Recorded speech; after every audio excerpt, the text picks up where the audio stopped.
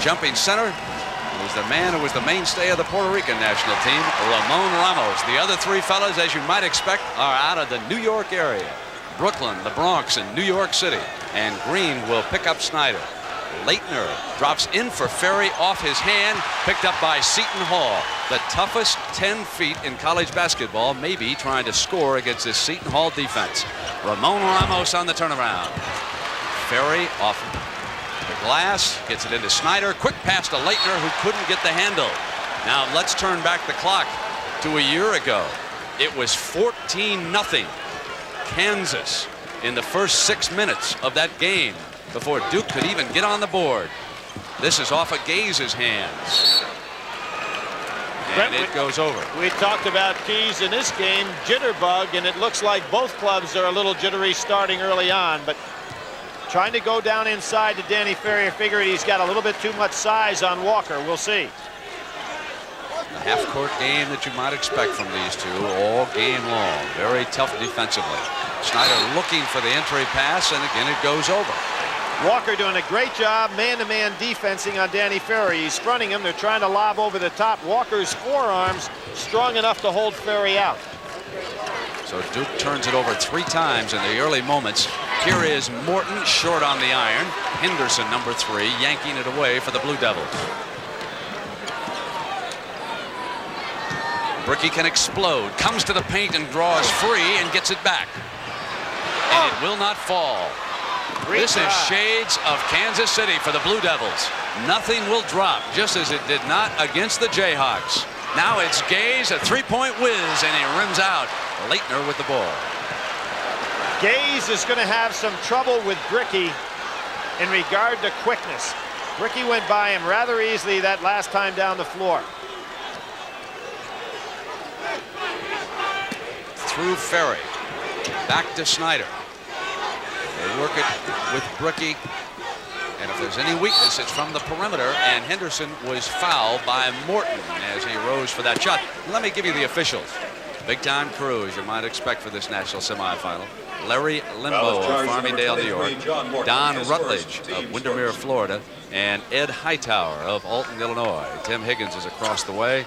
Ramsey, New Jersey. He's the alternate. You're looking at P.J. Carlissimo, the first coach in a Final Four game to wear a beard. I shouldn't say where. Folks, that's real.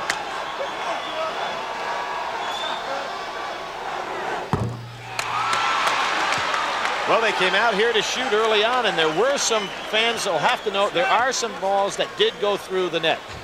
We haven't seen one yet, but believe me, in the warm-ups, there were a few that went through. I saw Glenn Rice hit some in practice yesterday from Michigan. And finally on the scoreboard. Duke picks up full court man-to-man. You know how Ferry likes to help double team. So we went almost 2 minutes without a point. Walker on the drive, and it's an offensive foul. Yeah, both teams are executing their offenses very well, but when you don't get the ball to go in the hole, it makes it look like you're not doing much on that end of the floor. Now we see Seton Hall picking up full court man-to-man. Leitner back to help out. Ferry, an excellent ball handling big man. Henderson up to Snyder, who's over here on the wing. So Bricky on top. Ferry off the dribble. Danny Ferry on a great leaner. Very difficult to defend that shot because he puts that barrel chest right into you. Seton Hall last played Duke in 1970. They are 0-3. Lifetime Henderson with a great block, trying to get a breakaway. Bricky, and he is fouled, and they both go down hard. Green and Bricky are down, and it was an awkward fall. Bricky's legs were tied into Green, and he couldn't get his legs loose, so therefore all the weight of this fall goes onto his backside. Now watch, he could not free up his leg, and everything hit down on his backside. Only athletes that are in great physical condition can withstand a fall like this. Foul is charged to number 15, Terrell Green. Looks like he's going to be all right. Speaking of falls, Ramon Ramos in the first couple of rounds down in Tucson for Seton Hall took 2 nasty falls, and it's believed by PJ and some of his assistants that he was not in real good physical condition last week in Denver. And that was a good hustle play by Green. Nice piece of sportsmanship as he slaps Bricky on the hand. And also, I think, a nice piece of sportsmanship by Mike Krzyzewski. He could have put in another free throw shooter. In this case, Bricky stays in the game, the weakest free throw shooter on the club.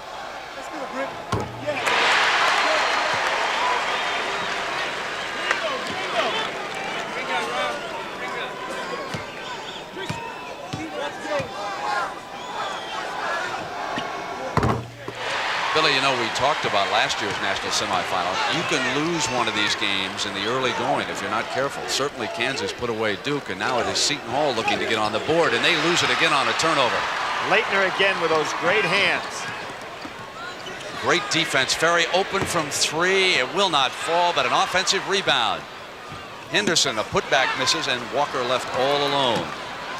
Not a very smart shot by Henderson there. He had no one under. When you get an offensive rebound, unless it's a good, easy putback, you're better off bringing it back out. Gaze does a lot of those little things that help you win. Great drive, trying to get the layup that time, and he drew the blocking foul from Leitner, his first.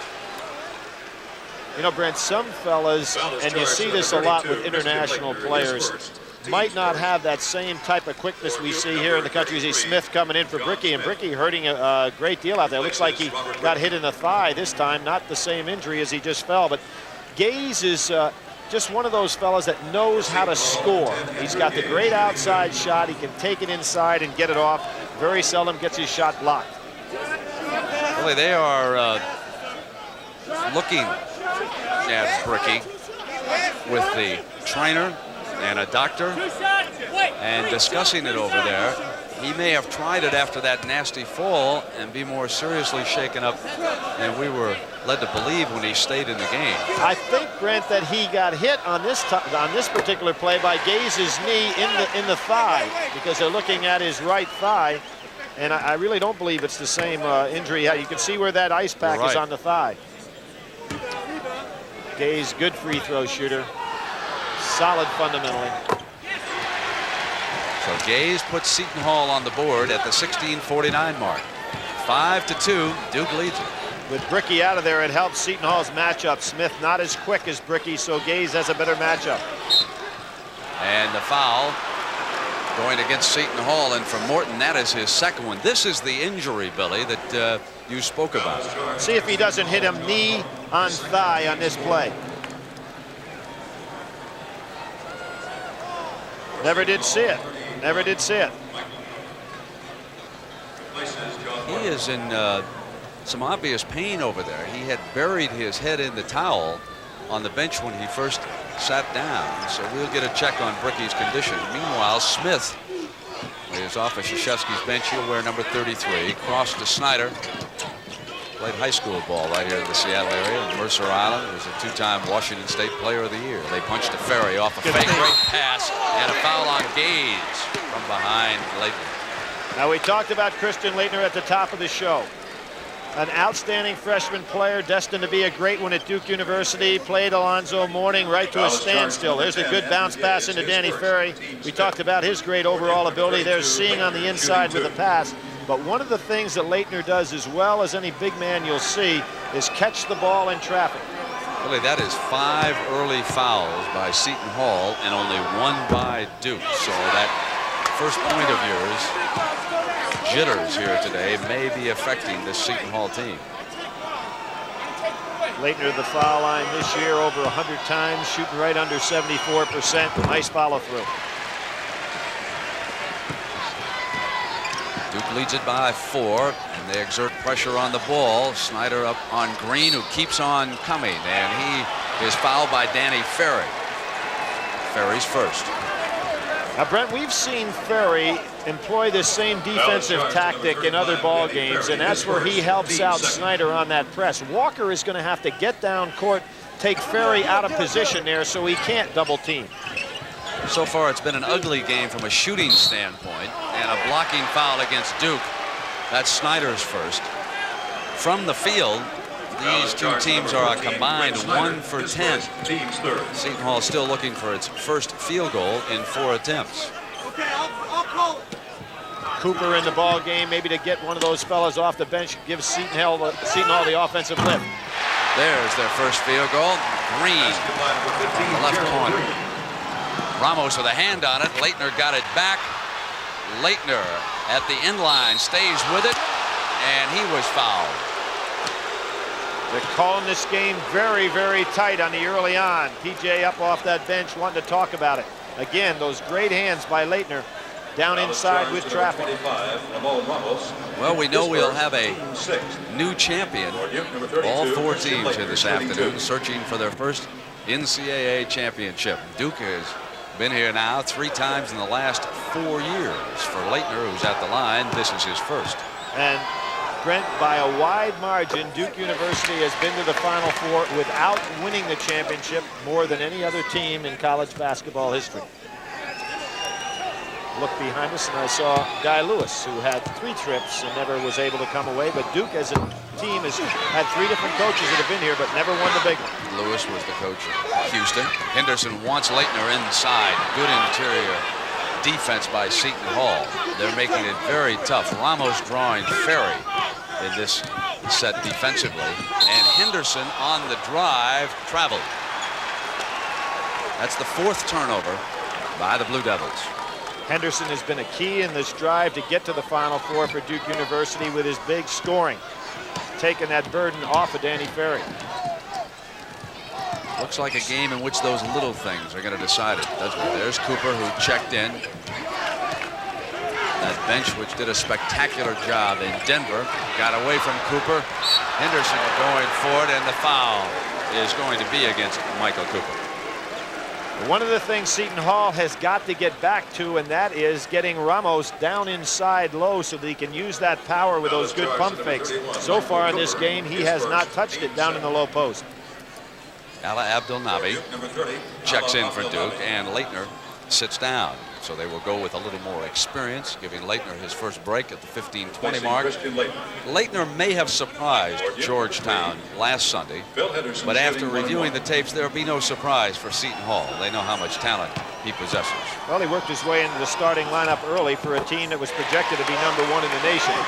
One of the highest recruited big men in the country last year. In a year, and talking to Digger Phelps yesterday, he thinks is the greatest group of freshman players ever in college basketball history, particularly the big men, and Leitner's one of them.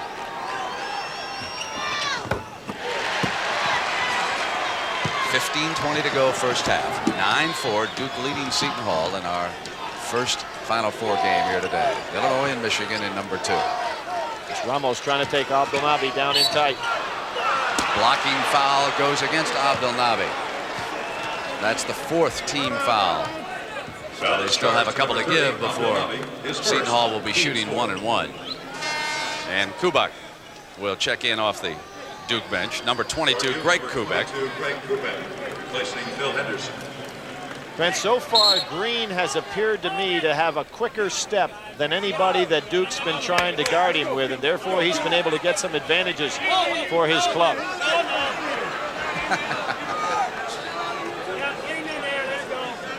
Once they establish position, the officials want them just to hold their ground in there.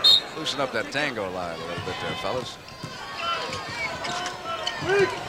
This is Green, who Billy was just telling you about with that quick first step. It was a very important coaching move by PJ to let him run the team, and a push against Snyder, and it continues to be whistled very tightly here. That's the 15th foul. 2 on Snyder, who fouled out with 5 minutes to go against the Hoyas last Sunday. And Danny Ferry spent some time in the backcourt as a result. And they need their team leader here today. 9-4 they lead. We'll be right back.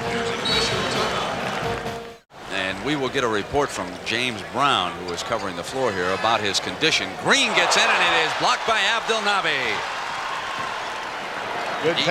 Good penetration, though, by Green that time. Good weak side help by Abdelnaby, one thing that Duke does very well. Ferry tried to force the pass. I mean, it is tough on the inside against this Seton Hall team. Ramos will hold his ground down in there. That was a sensational mental play by Ramos as he anticipated the pass. Now Walker comes up, misfires. Kubek rebounds. No offensive rebounds for Seton Hall. The reason for that is that Ramos is playing out on the perimeter a lot. Now it is Ferry, and that time he gets it to fall. So the Blue Devils are 2 for 9, and Seton Hall 1 for 6. Wide open is Walker. And Abdul Nabi, trying to hold his ground, committed the 6th team foul for the Blue Devils. Now, James Brown, what's the situation with Bricky? All right, Brent, I followed Robert Bricky to the locker room, and the problem with him is that he's got a deep bruise on that right thigh. Every time he tries to push off, Brent, he's experiencing some pain. They've applied ice to it. He's in the locker room. They're going to leave the decision up to him. Non-verbal communication between him and the trainer. Bricky is saying, I can't go right now. Let's go back to Brent. And Christian Leitner can go, so he has returned. And Billy, I think we're going to have to go back to that nasty collision down here underneath the basket as the start of Bricky's problems. And Anthony Avent now, a young man whom you really like on this Seton Hall team. I like him. Checked in. I like him. He played extremely well. As a matter of fact, one of the reasons with those subs that have come off the bench to do so well for PJ in the regional finals, Avent extremely strong. With he and Cooper and Walker down there, they won't give up anything. They could use some rebounding help from Avent. Duke out rebounding Seton Hall by that margin here in the early going. Walker trying to deny Ferry the ball. Ferry taller than Walker. Off Henderson, and Ferry was the right man in the right spot, wasn't he? He's looking to dump down inside, still is. Henderson. Great defense by both clubs. They're just taking away all the normal passing lanes and shots that you get. Henderson, short.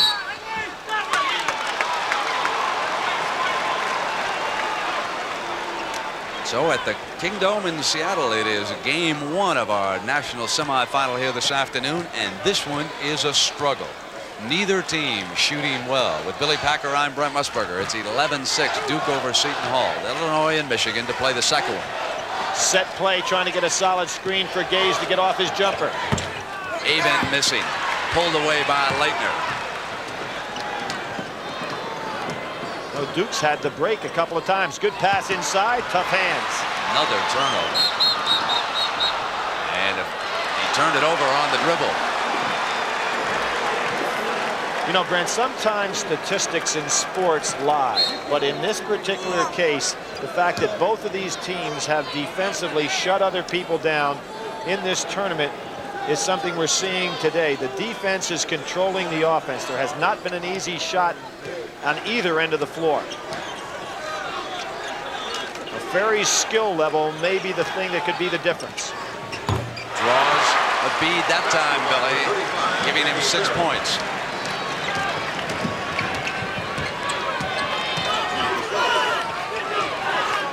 Without Ramos, no down inside game. Something Seton Hall really needs to get off the snide here.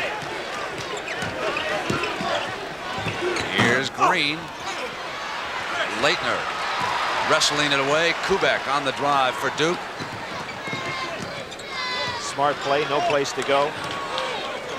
You get a sense Ferry's ready to explode offensively. Great block. Avent coming up on it. Weak side help again, just like Abdul Nabi's block came all the way across the lane. Time remaining first half. And they have turned it over for the 6th time. Let's take a look at this block. Right. Avent running over from the weak side, able to get up and deflect it away. There was a good fronting defense on Ferry, so the lob was available, but then there was weak side help coming over from Gaze, and then Avent all the way across the lane. And France Volsi, number 30. You just got a glimpse of him. He checks in for PJ Carlissimo, trying to find the combination. Henderson gets it to fall, and Duke pulling away in the early going. It is 15-6, 11:50. Looking for Gaze for a three-point shot coming up. Gaze off the dribble, still won't fall, and Leitner away with it. Snyder quickly with a lead pass up here. Davis back to Ferry off a beautiful fake. Well, Brent, what's so tough in guarding Danny Ferry at 6'10"? PJ's got to be thinking timeout here shortly. He's going to take one now. Is the fact that Ferry can shoot the perimeter shot or go for the short range. It's an 11-2 run for Duke over the last 4.5 minutes. The Duke locker room, and Mike Krzyzewski's team leading 17-6. Volsi underneath with the easiest bucket Seton Hall's had so far. Seton Hall only 2 for 11 from the field. Duke 5 for 13. Good inside screening by Leitner and Ferry, trying to get something going down low. Ramos with a hand on the ball, knocking it out of bounds. Ramos doesn't have the height of an NBA prospect, but I'll tell you, what great bulk and the way he uses it. 255 pounds. He's an accounting major at Seton Hall. Very intelligent young man, a delight to talk to. Here is Ferry coming up with a jump shot over the top, using the glass, and he has now scored 10 points here in the first half. What you'd expect of the All-American. Ramos with good position. They're just not getting the ball down in low to Ramos. They've got to get him in the offensive action.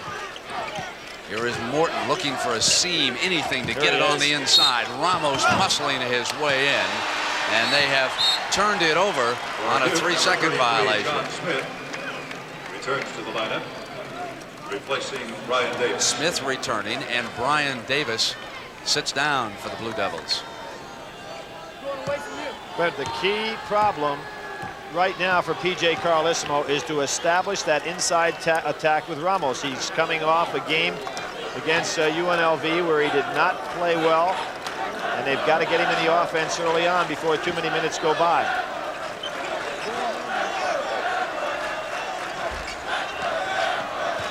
Dropping it in on the inside, and there was a holding call going against Seton Hall, and that is the first on Volser.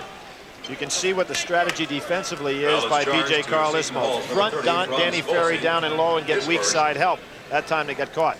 Billy, we get word from the Duke bench that Bricky did suffer the injury going in underneath the basket in that collision when he was off balance and fell. However, when he came down here, he was hit and it aggravated. I got you. Well, he's wincing over there. I watched him when he came out. I mean, it doesn't look like he's ready to go back in, do any high flying. Ferry off to a solid start. It's a 21-8 lead.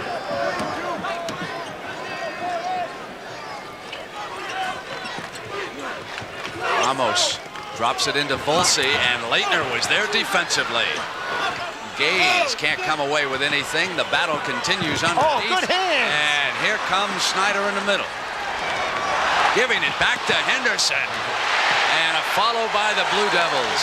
And Brent, what made that play was Christian Leitner went to the floor at 6'10", and with those incredible soft hands of his, was able to get it out of the pack. Sensational play. Both teams started slowly, but the Blue Devils found their game quicker. Now it's Gaze, and he continues to struggle. Smith hands to Leitner. Gaze will normally hit that shot. Duke switched on that play, let him wide open from 3. See a double low now by Duke University. Ferry wanted that ball. He had Volsi right on his hip. Leitner steps out. Ramos there with him. Cross to Smith with good outside range for a big man. He buries the 3. Percentage-wise, the best three-point shooter on the team, a guy who never even took three-point shots before this year. P.J. Carlesimo will use another timeout. He's down 26-8. Well, everything has gone Duke's way except the injury suffered by Bricky. Seton Hall just can't buy a hoop. 2 of 14, trailing 26-8. Time remaining here in the first half. And Ferry off to a solid start here. They punch it in low to Ramos, and he continues to miss. Comes back with an offensive rebound, score it, and we're going to put Ramos on the free throw line. Brent, the key to their game, getting Ramos down in low. He's got that big, strong body. He comes up very well even on missed shots, as he did there, because of his good hands. See the play down inside. He misses the first, but watch how well he bounces to get that second one. Powerful hands inside, goes right back up, puts it in, has a chance for three-point play here. We had a picture of Leitner returning because that was the 3rd foul picked up by Abdelnaby. So Abdelnaby seated on Coach K's bench right now.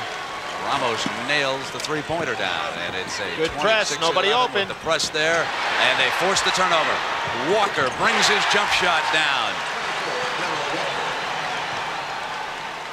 They're not guarding the man throwing the ball in bounds, and that's why there was an extra defender. The lead is 13. 5 quick points by the Hall. Looking for Leitner in deep, knocked away and out of bounds. Here's the press. Nobody guarding Danny Ferry, who's throwing the ball in bounds. So there you have a safety man, who was Walker, normally would be Ferry's man. Obviously open there to play a little center field, make the interception. Duke leads it, but it has not been easy on the inside here so far. And that time, they were a little too tough defensively. And for Walker, his second personal foul. Gay's playing with 1, Ramos with 1, Morton picked up 2 quick ones, Green with 1, Volsey and Cooper 1 apiece. So DJ Carlissimo having some difficulty here with fouls, and that could mount up to big trouble in the second half. Unfortunately for PJ, he is very deep at that position in terms of size. Same way in the case of Mike Krzyzewski on the other end. Abdul Nabi sitting down with 3, but he's got some depth there. PJ is one of 10 children, Billy. And I said, how many brothers and sisters are today, PJ? He said, hey, Brent, it's 6 and counting. I'm not sure how many are going to be in the stand. Green bringing it down on the inside against the taller Blue Devils, but Walker, a great offensive rebounder, could not put it away. Anderson across midcourt against that Pirate pressure. It's 27-13. Boy, Duke really looking to pound that thing down inside with these overplays in the low post. Leitner will send it back to Snyder. Snyder tries to set up his taller teammates. They force another turnover. Here comes Green. Gaze is on his right. He'll pull up with a jump shot. And now Seton Hall starting to loosen up. What Danny Ferry is going to realize is that the weak side defense is going to eliminate that pass he's trying to throw, but he will be able to throw outside for a jumper. No, that could be Morton's 3rd personal foul, and it is. That is a big one. Brent, hard to believe. Morton against UNLV, and of course, an outstanding score, only had 6 points. In the case of Ramos, he did not score against UNLV, and if you had said that before the Western Regional Final, you say no way Seton Hall wins the game. But in this particular game, they're not getting production out of Morton or Ramos again. Cooper in there.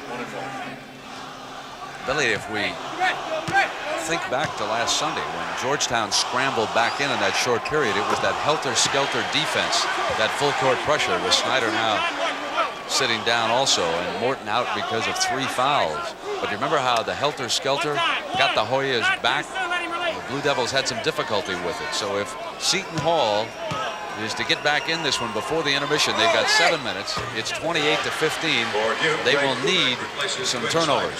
Well, the way you get them is you got to score in the offensive end so you can set up your press. That's been their problem so far. They Cooper can't score. wasn't even looking, but Gaze comes over and gets the errant pass. Good pass. And it's Walker coming up on Leitner, who is there, and the foul is against Leitner, his 2nd. Looked like a pretty good defensive play by Leitner. Had his hands straight up in the air. Mike Krzyzewski complaining about it a little bit as well. That defender does have that position he can establish. For Seton Hall, number 52, Nick Katsikas. Well, at the conclusion of this Final Four game, we'll select the Chevrolet Player of the Game, and in conjunction with the award, Chevrolet will donate $1,000 to both Seton Hall and Duke. Brent Katsikas in the game now. PJ looking to see before this half ends if he can find somebody can drill one from the perimeter.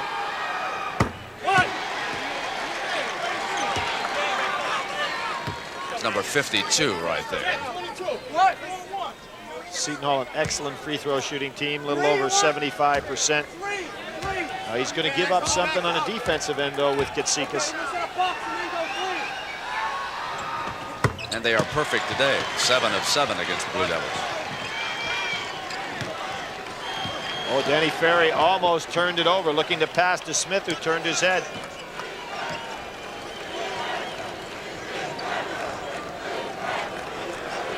Again, the double low stack by Duke. Ramos half fronting Leitner on the inside. They couldn't punch it in. Ferry, who moves his game all around the perimeter, takes it down on the blocks, comes up with the jump shot, and buries it. He scored 17 points here in the first half. Duke leading at 31-17. So just when it appeared like the Hall might pull back into it, Duke extends its lead, and Gaze continues to miss outside. He is now 0 for 5 from the game. And Leitner again with another strong rebound. They turn it over on a sloppy pass. But what really happened there too is that Walker was playing such great defense on Ferry. Ferry couldn't get in position to make the catch. For Seton Hall, number 32. Walker is slim from the waist down, but he's got a good upper body, and it must have a lot more strength, and he must be very wiry there because he moved Danny Ferry on that play. Avent replaced Ramos.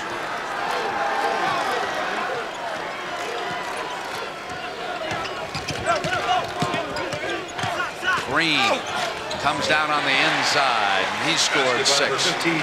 Nobody's handled Green yet with his speed.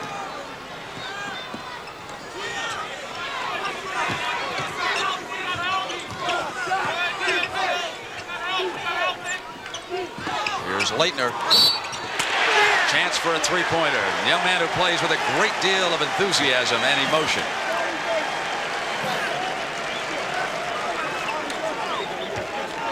You're going to see just great play here now. Avent gets caught up too high. Leitner gives the perfect target by holding that hand up high above his head. The pass right on the money. Very difficult to stop. Did we say, is Leitner for real at one of our tips before the game? We're going to put an exclamation point on that one? Alonzo Mourning would say he's for real. Alonzo's a fan.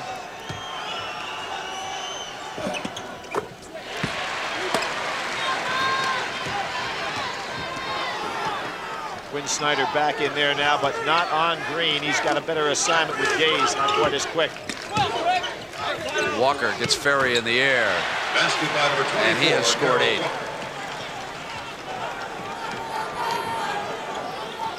Well, they're going to need some points from Andrew Gaze. Still looking to get here in the scoring column for Seton Hall in the first half. Kubek trying to get around Gaze, now pulls up the jump shot, knocked away from Konsekas. Henderson up over the back with his first personal foul, and we're in the 1-and-1, so Seton Hall will come down here and shoot a couple of free throws against Krzyzewski. Brent, you know, we talked about Mike Krzyzewski being to the Final Four 3 times. Here's that Michigan. Here's your band. My guys have arrived. They're going to send you a Christmas present, Brent. You're the guy that got him here.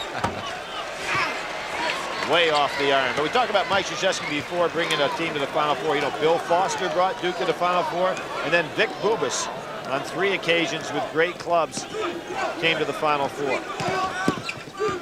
Henderson loses it and gets it back. Henderson's got Gaze on him. I believe he can beat him one-on-one. Kubek lost the handle. Green's got it. And quickly Henderson is there, and he lets Green go for his 4th hoop of the first half.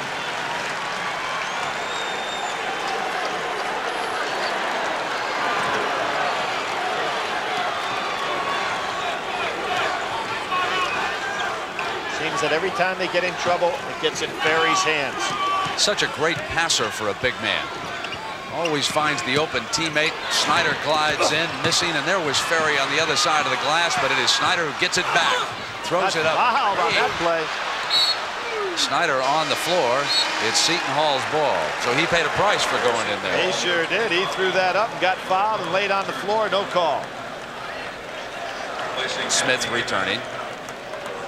33, John Smith. Replaces Greg Kubek. And Ramos back on the floor for Carlesimo. Big basket right here for Seton Hall, Brent. Get that thing down inside 10 points. Be a good comeback on their part. Walker staying with it, and he is fouled. And now that's Leitner's 3rd personal foul. Abdel Nabi with 3rd. So there are some of those numbers starting to mount up against Duke, which would indicate that this one is a long way from over when the big fellas down on the inside get into foul trouble. 34-23 is not much of a lead. Brent, you know something else that's very apparent? With Bricky out of the lineup, Duke does not have another finisher on the offensive end to score. And it doesn't look like we're going to be seeing him, certainly not in the rest of this half. He still has that ice pack on. Duke has not been able to get that other guy to help Danny Ferry score any points.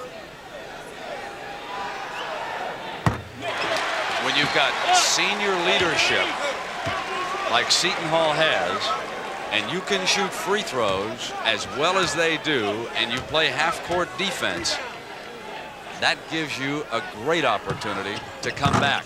And they have not missed a free throw here yet today. Now they go to that pressure against Duke, and they quickly call it off as Snyder brings it up. It's 34-25, time remaining in the first half. The crowd senses that there's still a long way to go. When the big man comes up and he's fouled by Walker, and that is 3 on Walker against Ferry. Battle of attrition here with fouls. You know, you mentioned Walker in the great free throw shooting. As a freshman, he made 31 straight. He broke that record this year by hitting 32 straight. So an excellent free throw shooter, but now he's going to sit, and that's really going to hurt PJ, because not only has he been doing a job on the offensive end, he's a very gifted low post defender.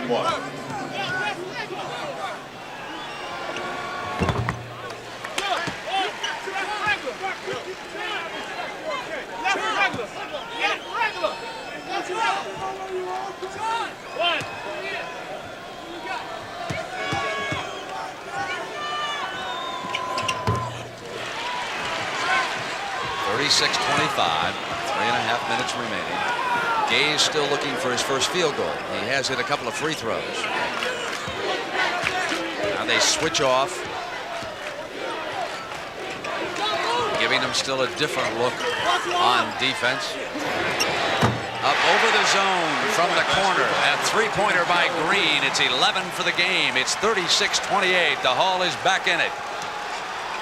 That was a set play that time, using Ramos for Green to hide behind. Ferry in low, goes to work. Short on the turnaround. Gaze with the rebound. Lead now to Green with that speed. Snyder awaits him. Green penetrates on the inside. They'll use Katsikas left-handed. He buries it. The three-point shot. Now it'll be a timeout, Duke. Again, watch this deployment on the press. Nobody guarding the man taking the ball out of bounds. And they get it back into Ferry's hands.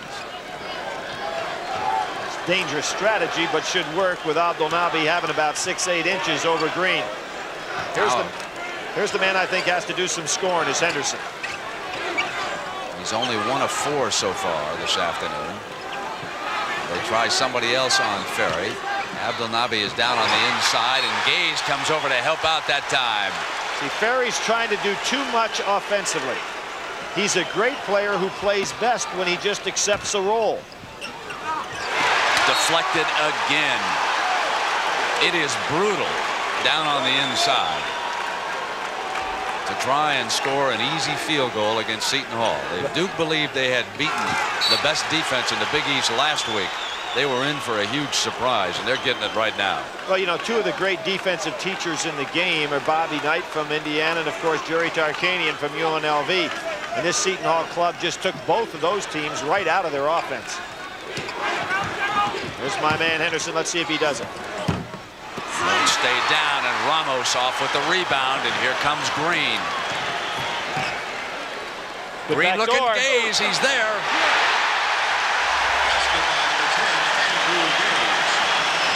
Gaze gives a big smile to Green.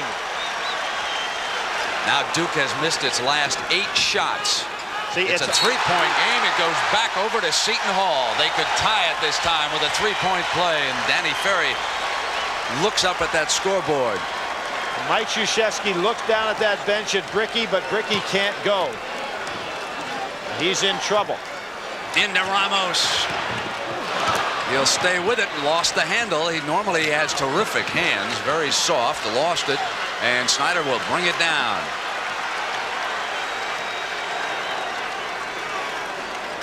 Ferry. 21 points with Bricky watching. Suffered an injury on a spectacular collision in the early moments of the game. We'll get a chance to show you that again in the second half. kicked away. Good skip pass by Seton Hall with Katsikas out on one wing and Gaze on the other. Very difficult to pack yourself back in defensively because both fellas that can shoot that three-pointer. Kubek returning. Duke with only 3 field goals against this Seton Hall defense in the last 7.5 minutes. Green, one of the trio of the New York seniors who played at Riverside Church. Gaze coming up, and Snyder off with the long rebound.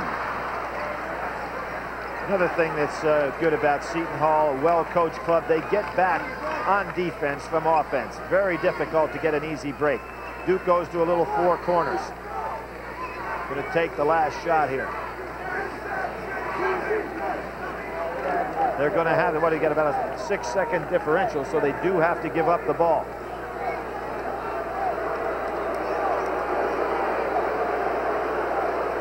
And I think a wise play by Seton Hall not to go out and make a foolish play defensively. Down to 10 seconds. They got to get moving. Quinn Snyder doesn't realize it. He was looking at the game clock. Henderson with a miss. Ramos has got it. They've got 5 seconds. Quickly into the hands of Green. Gaze will bring it from outside.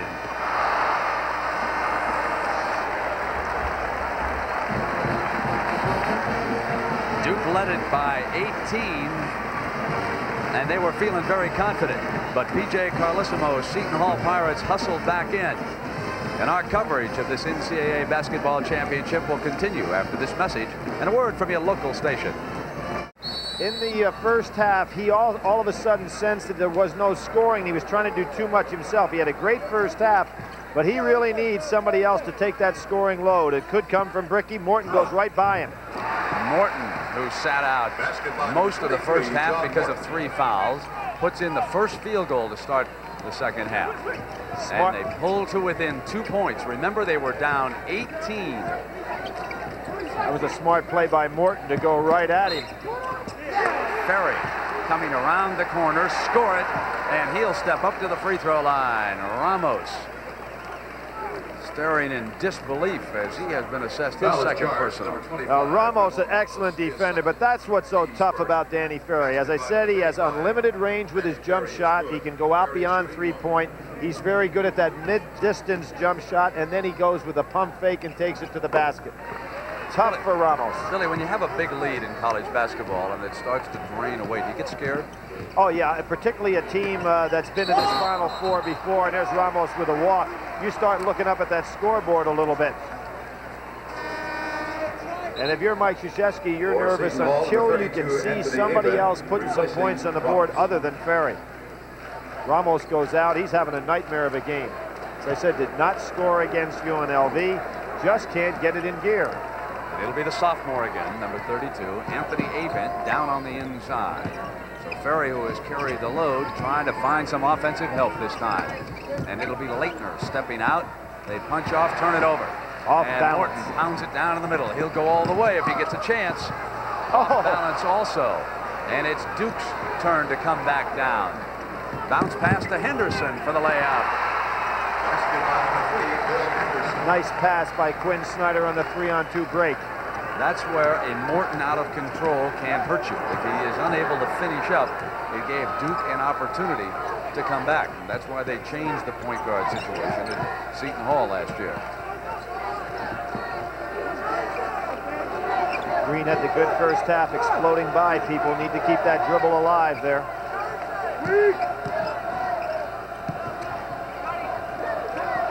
Good defense by Leitner, stepping up there to help out.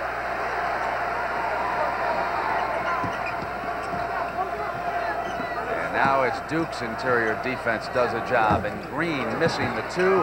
Henderson in a foot race with Walker, and Henderson crashes into one of the assistants over there on the Seton Hall bench. I like this Ramos move. quickly comes back. I like this move by P.J. Carlissimo. He probably just had a little talk with Ramos, an all Big East performer who's just not getting it done in a slight slump. He's made a defensive switch here, which should help Ramos, putting Walker on Ferry. Let Ramos play Leitner. Leitner bulls his way in, and scores his first field goal of the second half. A total of 7 points for Leighton. Might have got by with an offensive foul there because Walker's defensive position was excellent. It's us. Through Ramos and over to the Blue Devils, who are working on a 10-point lead right now, 45-35. Brent, one of the things that both teams are trying to do is feed the post straight on. They'd be much better if they'd swing the ball and get a little angle on into Ramos. Let's see if Bricky can explode with the drive. He hasn't shown it yet. It's like he's playing a little gimpy. Ferry is off of Walker short with the shot, and Ramos there for the rebound. Morton puts it down, had Walker open, didn't get to him, comes up though and hits his own jump shot. 2 field goals at both in the second half. At 27 against Syracuse in the Big East final, Morton can explode. Henderson, Gaze with a hand on it and controls it. Lead now to Morton. 3 field goals for John Morton in the second half. Henderson having a hard time getting off a good shot on Morton.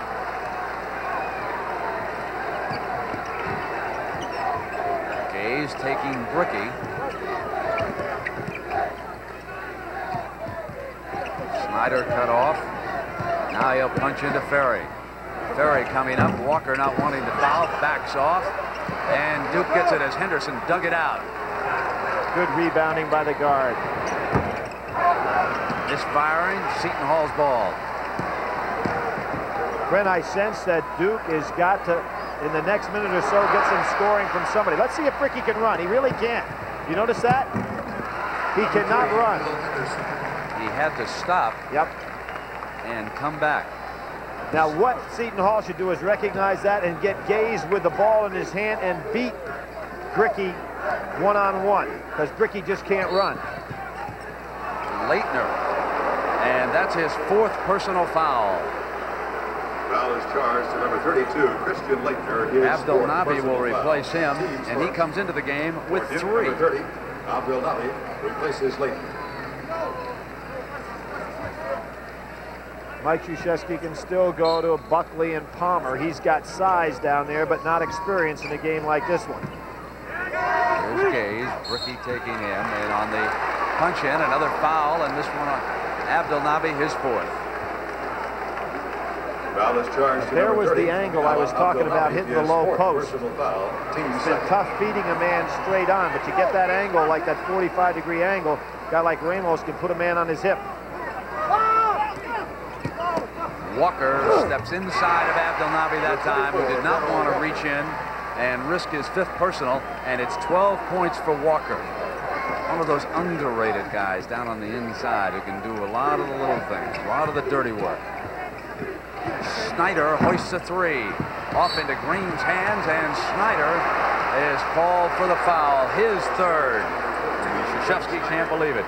Snyder still without a field goal. A lot of pressure on this young man coming back home to play here. He's native of the Seattle area For and Duke, just number not 30, getting it John going Smith offensively. replaces Abdel Nabi. Duke has led it all the way, but things are not going their way. Morton missing, but Gaze was there. Basket by number 10. Perfect pass. And now Bricky is back down on the court again. Brent, he's not going to be able to make it. For Seton Hall, Michael Cooper, number 31, returns to the lineup. For Duke, number 22, Greg Kuban. It's a big blow for Duke University because they lose a guy who is a potential finisher on the break. And now the scoring has to come from Henderson to help Danny Ferry. Ramos working away on Ferry on the inside. Denied the pass. John Smith will try it from the perimeter. He is short. Rebound by Seton Hall. Michael Cooper yanked it away. You can sense Seton Hall starting to pick up a lot of confidence in this run right now. They have not had the lead the entire game, but you sense they see that Duke is struggling offensively. And if you're Seton Hall, they should be helping out even more on Danny Ferry now, because you know that he's going to try to take it over. Walker. Basket by number 24, Darrell Walker. Duke has hit only one of its last 6 shots. Henderson. Cooper is there. The Hall can tie or take the lead. Batted back, Duke's ball. Lead Ferry. 26. But Brent, you notice that their baskets are not coming within their offense. Inside again, put it down. And Seton Hall's baskets are. Smith's first personal foul. Clay Buckley into the ball game now for Duke. His father Jay played in the Final Four. So Mike really having to go down this bench. Basketball. Al-Nabi with what, 4? He's got Leitner in trouble with fouls. Foul on John Smith. Buckley is His first 6'10", the team's sophomore out of Wayne, Pennsylvania. One shot. Hitting the free throw, and it's a 1-point lead. We'll take a timeout and come right back. With Billy Packer, I'm Brent Musburger from the Kingdome in Seattle. Seton Hall has pulled to within 1. That's the closest we've been since Duke scored the first point on a free throw, and timeout is called by Duke. Brent, the press is really effective by not guarding the man taking the ball out of bounds.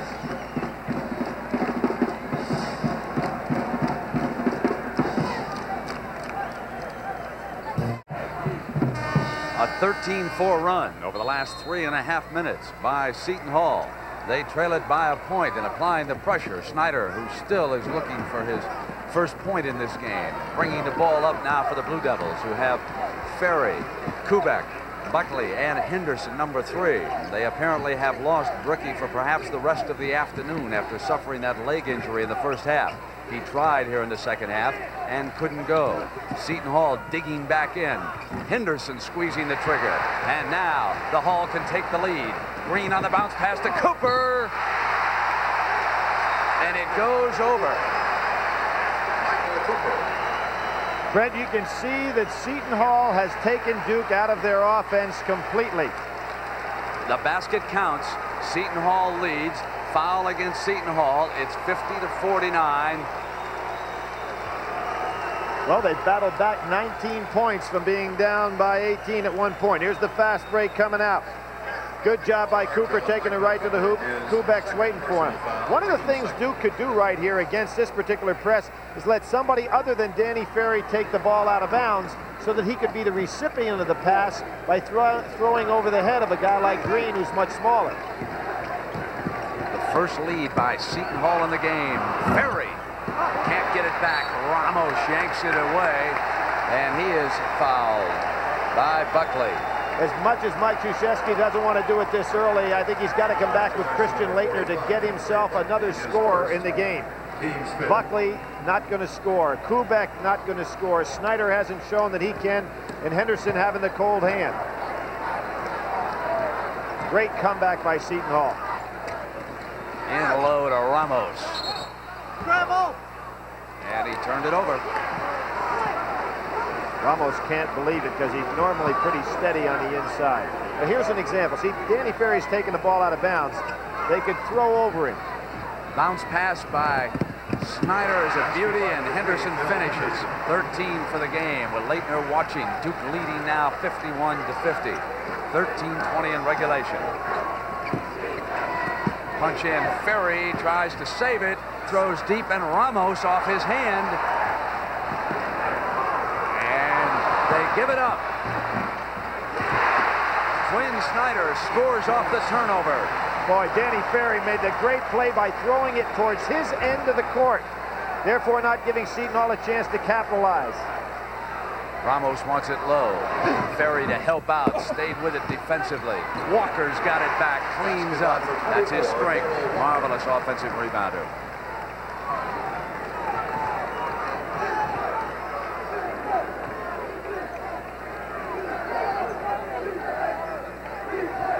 Now, Gaze is not getting enough credit for his defense in this game. He's shutting Henderson down pretty well. Gaze without a lot of speed, great position defender. Ferry will get this one to fall. That's 28 points for Ferry with Mickey Krzyzewski watching the Duke Blue Devils here from the Kingdome this afternoon. Gaze hoists a three from down under. Henderson tried to help out. Gaze too dangerous a shooter to allow to go inside. You turn your back and he'll drill it. Duke 55, Seton Hall 55. Here's Snyder. His three still not there. And there's a push on the inside against Duke. Henderson's second. Another thing I've noticed the last time or two down the floor, Danny Ferry very, very tired. He has not come out of this game yet. You can see him going over on the sidelines. He needs a blow. For Duke, Christian Leitner and John Smith return to the lineup. Leitner and Smith both check back in. Avent back for Seton Hall. Cooper is on the floor. France Volsey, number 30. Also there, great pass to Avent. Back screen beautifully set by Gaze. Seton Hall leading it by 2. They punch to Ferry, and great defense on the inside. Gaze off the spin, gets it to Avent again.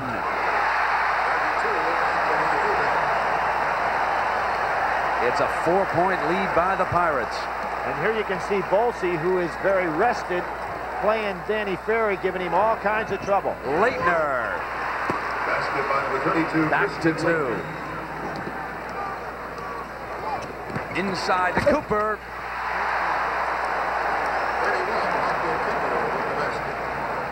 61-57. Seton Hall leading Duke.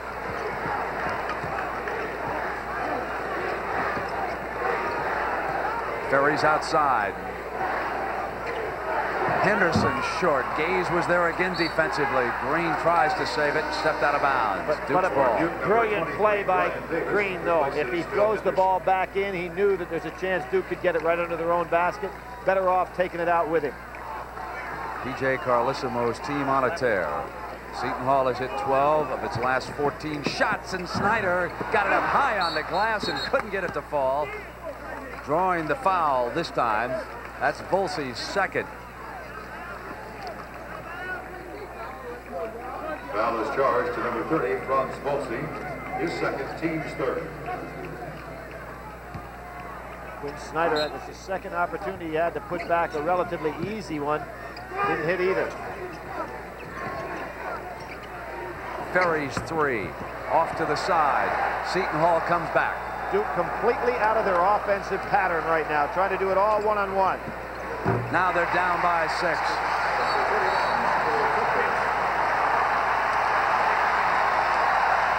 We've got a timeout called by the Blue Devils.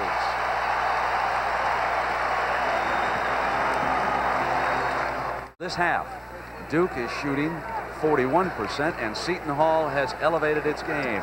78% the Pirates are shooting here against the Blue Devils. And the struggle continues. They get it in, or at least try, and Ferry forced out to the perimeter. Nothing working down on the inside. Now they hit Leitner. He goes hard and drew the foul. This is a good move by Mike Krzyzewski. He's got to figure out that second score. It may be Leitner because he hasn't been able to get it on the perimeter. And what also will help by going to Leitner is it keeps that weak side defender from double teaming Danny Ferry. But you got to like PJ's situation right now because he's being able to rest both Morton and Walker on the sidelines. Watching from the sideline, several of the Michigan Wolverines. They'll be out here next against Illinois. Walker returning. He's played a solid game here this afternoon. And sitting down with the 3 fouls, Volsey. Nice piece of substitution by P.J. Carlissimo. All he needs is a couple of minutes out of those subs.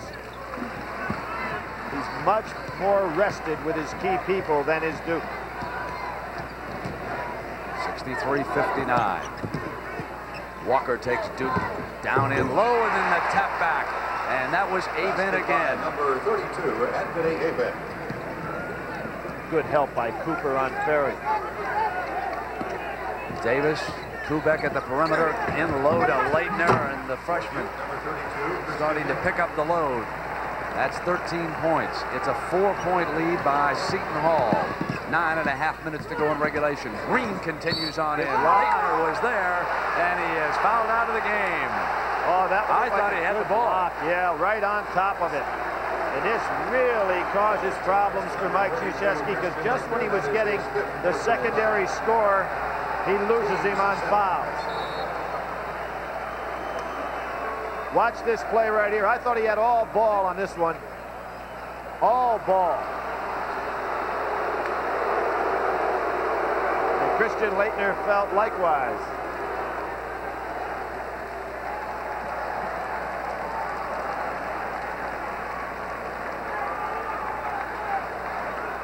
Smith For Duke, number 33, John off Smith. the Duke replaces bench. Christian Lake. Now they have 4 perimeter players and Ferry on the floor. For Seton Hall, Gerald Green shooting 2. Green has been the one man that's been the difference as far as getting Seton Hall back into their offense. Even when they were behind, he stayed with it. Well, he was one of the big differences in PJ's recruiting, too, in that Riverside Church League, which has about 15 or 16 graduates now playing in the NBA. When he was able to convince this young man to come to Seton Hall, and then he was able to get Morton and Walker to join him. And he had coached down in Puerto Rico. He knew about Ramos. Gaze had lit up the Big East All-Star team, so he was able to recruit him for a year. Now it's Snyder hoisting a 3 in and out. Walker with the rebound, and Seton Hall is solidly in command of this game. It is 67-61, and you can feel it. Snyder without a field goal. Gaze down under again. Number 10,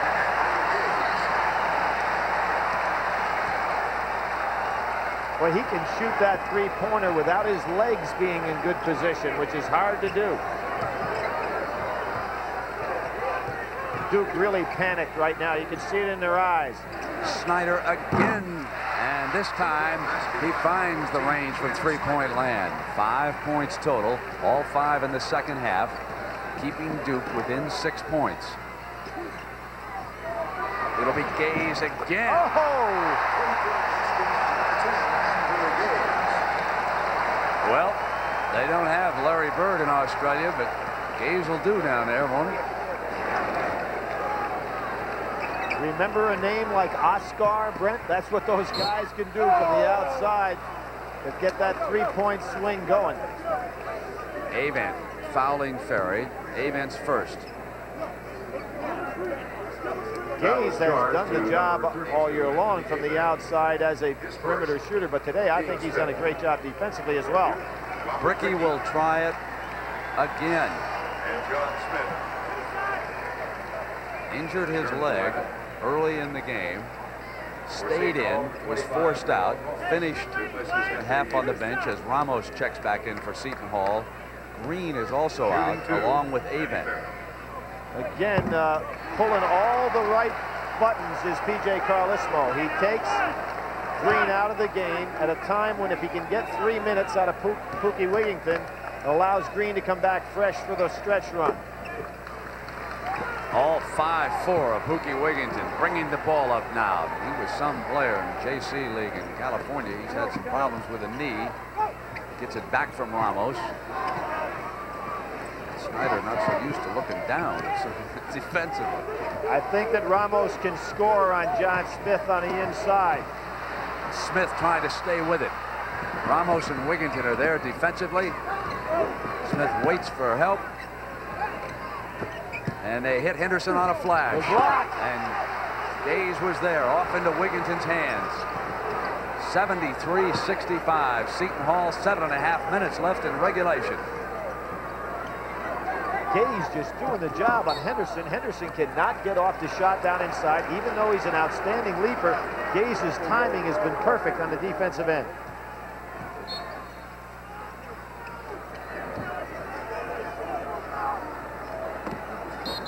Snyder is called for the moving foul, his 4th. Now there's a case where you know Wigginton is not going to be a threat to score that far out. Quinn Snyder just has to play him solid. No reason to try to draw the charge out there. Number 22, Greg Kubek, replaces Quinn Snyder. A good team for Seton Hall to press right now with Snyder out of the game.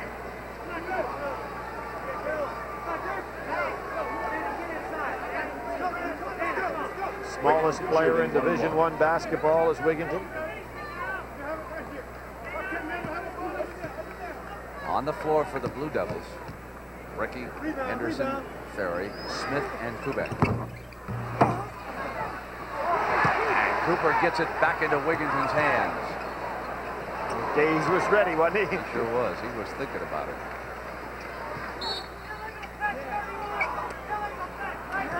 Illegal screen on Cooper. His 3rd personal. Foul is charged to number 31, Michael Cooper, his 3rd personal foul, team's 6th.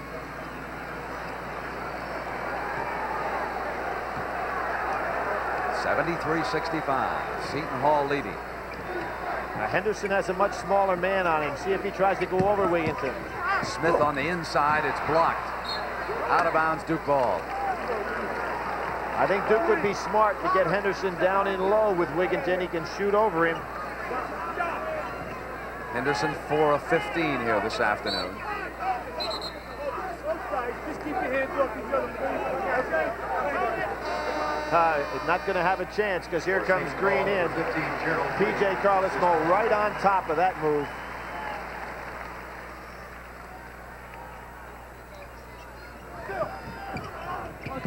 Kubek.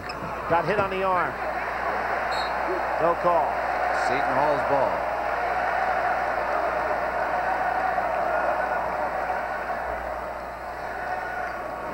Special setup play now. High double poach. You notice Seton Hall is bringing their offense out a little higher. And a foul against Henderson. This is not a delay game, but it brings the defense out higher, and you're going to get some backdoor cuts from Seton Hall right now. Quinn Snyder, number 14, returns to the lineup, replacing Greg Snyder returns, and Kubek sits down. Brent, we talked about Duke being to the Final Four 7 times. First time they were there was 64. Went up against John Wooden in 64 when Wooden won his first national championship, and it followed. It was 63, 64, 66, 78, 86, 88, and 89. They could be the bridesmaid of all time.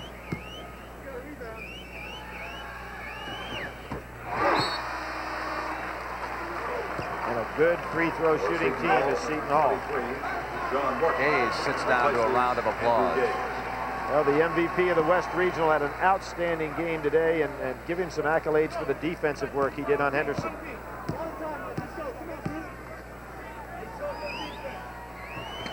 Seton Hall is now 14 of 16 from that free throw line.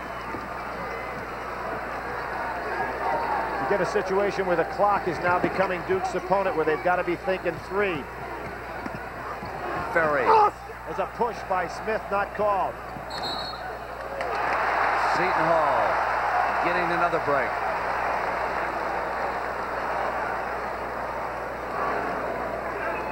And Brett, Danny Ferry will not be able to post up down low and get those moves because Seton Hall is bringing people from the weak side over to stop that play. We have had a 28-point swing in this game, from 18 down to 10 up by Seton Hall. One of the more impressive comebacks in the history of the Final Four. Where you look like you're dead in the water. Seton Hall pulled themselves together and has made a remarkable run in this game. Well, I think the key was Bricky going down. Duke was then without a scorer, and the only way they stayed in the game was a sensational first half by Ferry. Good spacing now by Seton Hall, bringing that offense out higher. They're going to get an easy one. There it is. Almost right there. What's happening is Duke trying to overplay, and there's a lot of space underneath the basket.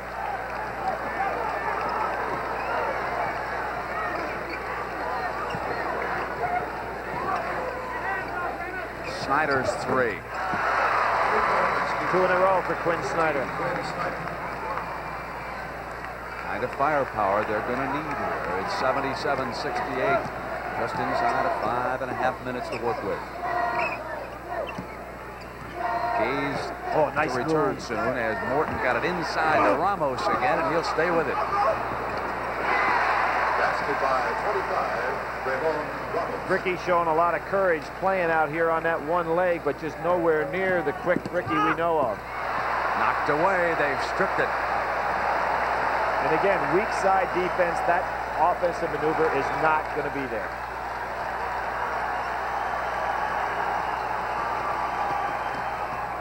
Ferry jumping out commits the personal, his second.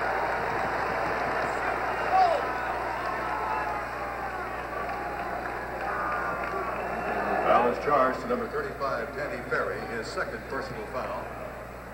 For Duke, number 22, Greg Kubek. Number 30, Alan Gaze's father is the John Wooden of Australia.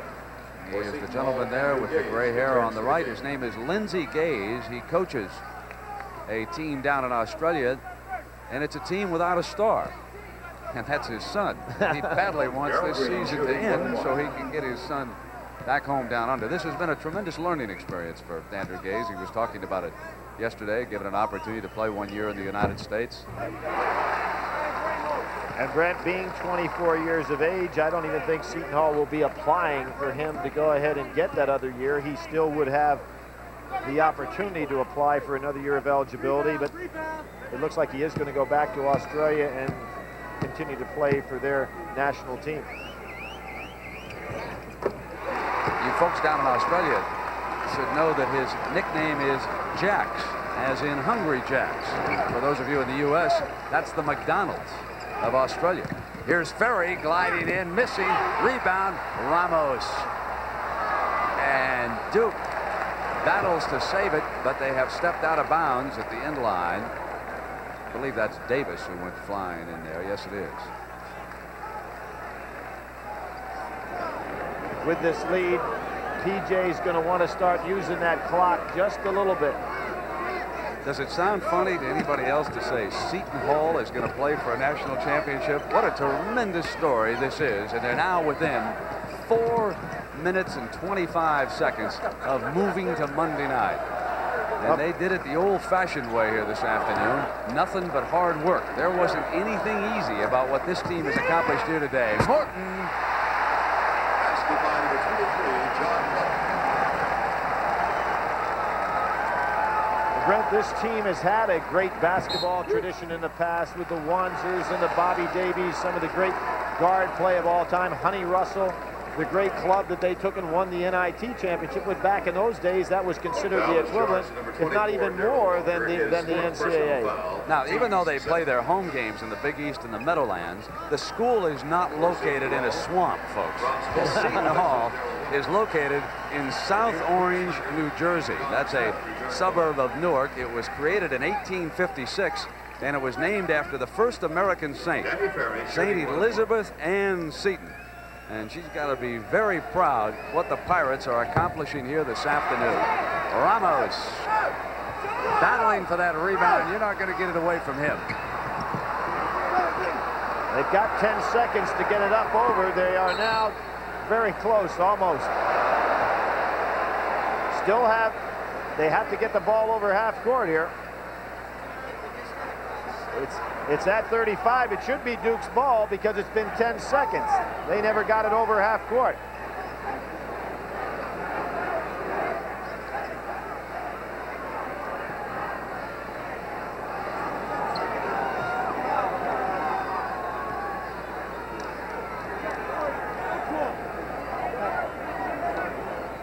We're going to send a man along. Danny Ferry back here.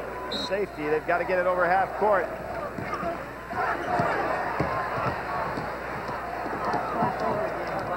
Green gets it up. Too quick for Kubek. Again, watch where Seton Hall sets up. Everybody above that foul line looking for the spacing down inside. Blocking foul on Snyder, and Snyder is gone. Foul is charged. Well, we remember that scene when he fouled out the Georgetown game and pulled everybody over together, and part of his conversation was win one for me, but At this point, Brent, I don't think that's a possibility with just 3:39 to go.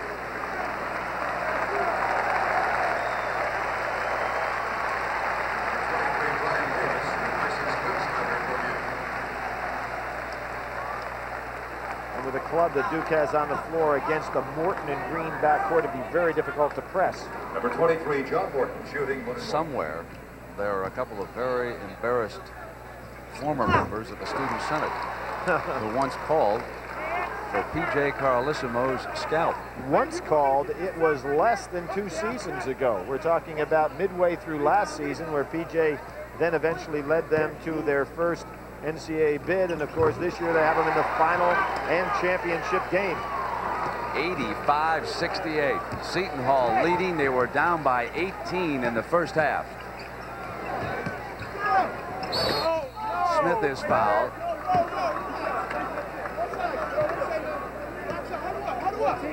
Very disappointed parents there. That's Quinn Snyder's father in the glasses and his mother right next to him.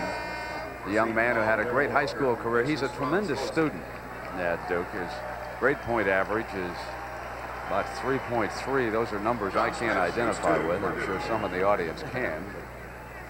Here's Danny Ferry's roommate.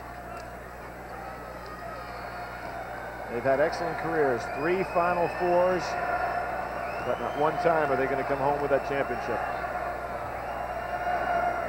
This will probably be the most disappointing of the failures.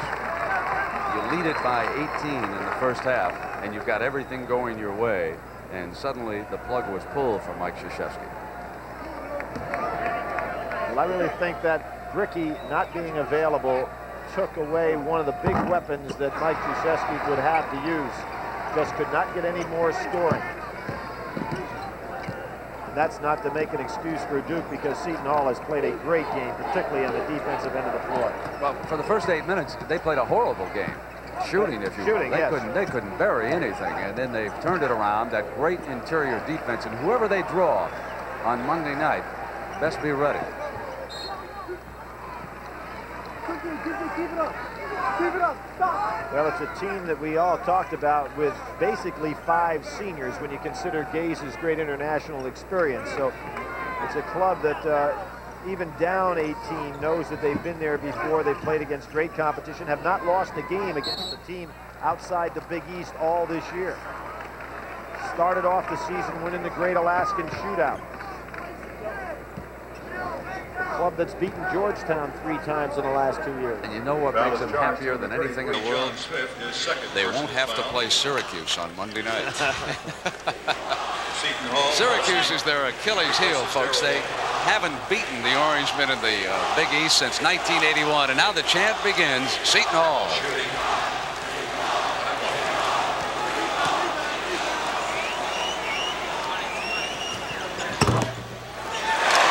Brent, you know, when you start talking about streaks this team had, I think one of the great ones is this year they beat St. John's over at St. John's, the first time since 1913. I mean, that's a streak. This team has captured the imagination of the New York metropolitan area the last couple of weeks with their great play. Ferry on a spinner. Smith will try to come back, knocked away, and there on the end line, he was out of bounds. Duke's ball. Again, Danny Ferry trying to use that reverse dribble, only when he beats his man, he runs right into the weak side defense, making the shot very tough.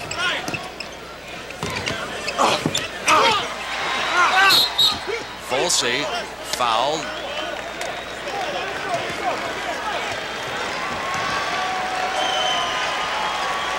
This is what has happened down the stretch in terms of field goals allowed by this defense. Why we've been raving about it all day long. Now, here this afternoon against Duke. For Seton Hall, Folsey shooting 1-1. Only 2 field goals in the last 7 minutes. The other thing that's impressive is that they do it by taking a team out of their offense completely. You notice that Duke, midway through this second half, started to go completely one-on-one. It was the only way they could get a shot off. Ferry hoists a 3 in, and he has scored 32 points in what could be his last college basketball game. That reminded me of the shot that Sean Elliott hit to beat Duke in the Meadowlands this year. Reach-in foul by Davis on Morton. 2:23. Rather handily twice this year, but that may not matter here this afternoon if Glenn Rice continues to scorch the net the way he did coming out of that southeastern region. That'll be the second game of the national final. You know, Brennan, in a great accomplishment by Dave Gavitt and what he's done in putting together this Big East, Seton Hall becomes the 6th team in that league in the 10-year history to make it to the Final Four. So great balance from top to bottom. Kubek.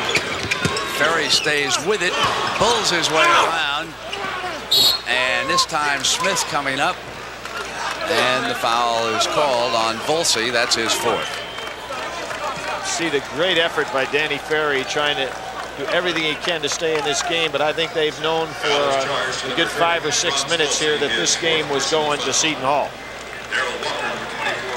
Great career. For Duke, John Smith shoots 2. Lead by 18 and now trail by 17. They were hit by a steamroller here this afternoon. Ferry, the only player in ACC conference history which has got a storied past with 2,000 points, over 900 rebounds, 450 assists. He's had a great career and put on an All-American performance here today, but they didn't get any help from scoring from anybody else.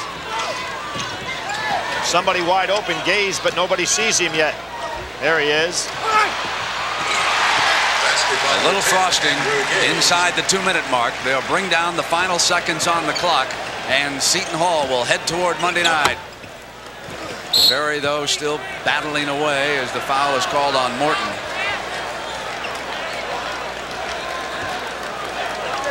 In the Danny Ferry era at Duke, one of only 4 players to have his number retired. The 3rd time he's been in the Final Four in 4 years. Now keep in mind that in each of those appearances, his last loss was to the team that won the national championship.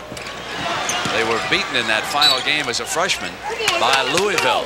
Then the next year they were picked off by Indiana, and the Hoosiers won the national championship. A year ago, Mike Krzyzewski lost to Kansas. So what a great omen that might be for Seton Hall.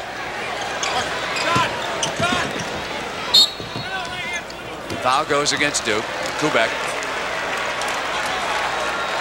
Minute and a half to go. You know, Brent, I think back, and I talked about the history of Seton Hall basketball, the great Honey Russell teams. That club that he had was undefeated and #1 ranked in the nation until they lost 2 straight games. Opt to go to the NIT instead of the NCAA. They won the NIT championship. Indiana that year won the NCAA championship. It'd be hard to believe now that a vote would be cast by players to say, let's play in the NIT instead, huh? Avan, who had a great game off the bench again. And that man who just reached over to cheer, PJ Carlissimo, is having some tournament as a coach. He is pulling all the right wires. And he pulls them himself. He's not a board of directors coach. He kneels down in front of that bench and he understands what's happening every minute. Ferry gets it back. Continuing to battle away in a lost cause. Taps one in. That's why he still has a great basketball future ahead of him. And a timeout has been called here by Seton Hall. 1:15 to go. Ramos, the veteran, says, let's talk about how we're going to run this clock out. Blazing away at 75% in the second half.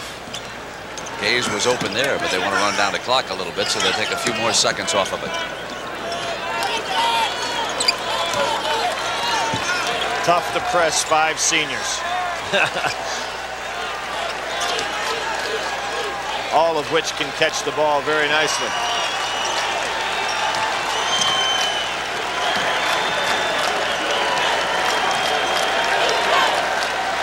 And these are fellas that when they were freshmen, they were the doormats of the Big East League, so they know what it's been like to be down.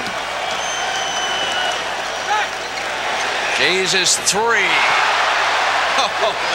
He'd been waiting there, Brent, for what seemed like half a lifetime.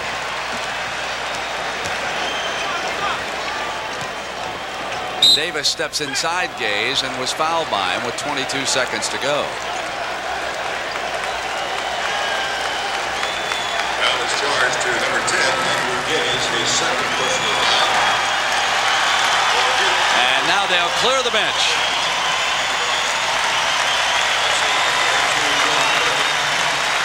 A photo to take back home down under.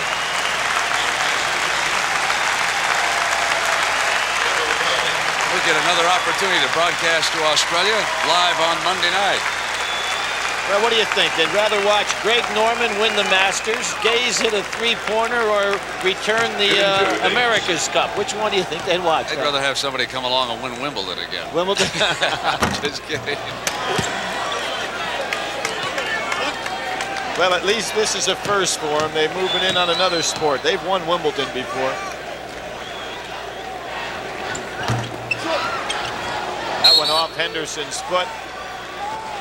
Mike Krzyzewski merely throws the ball away. It's been a long afternoon, at least since about that 10-minute mark in that first half. Isn't that great for some of these subs who don't see much playing time to say that they got into a Final Four, that we were out there on the floor like Trevor Crowley. There he is breaking deep, and they hit him on a pass. Oh, would he love to have a field goal, but Duke would not give it to him that easily as Crawford Palmer, the freshman from Arlington, knocked it away. Has a quick coaching over there on the far side. You know, wasn't it nice and refreshing to see PJ was out here about an hour before the game talking to people? I mean, not uptight at all. He's really got his head on straight.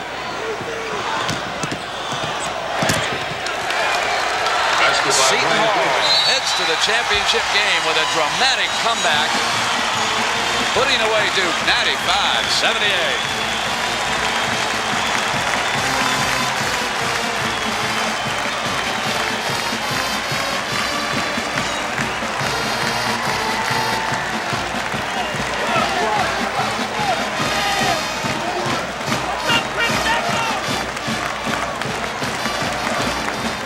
Sorry.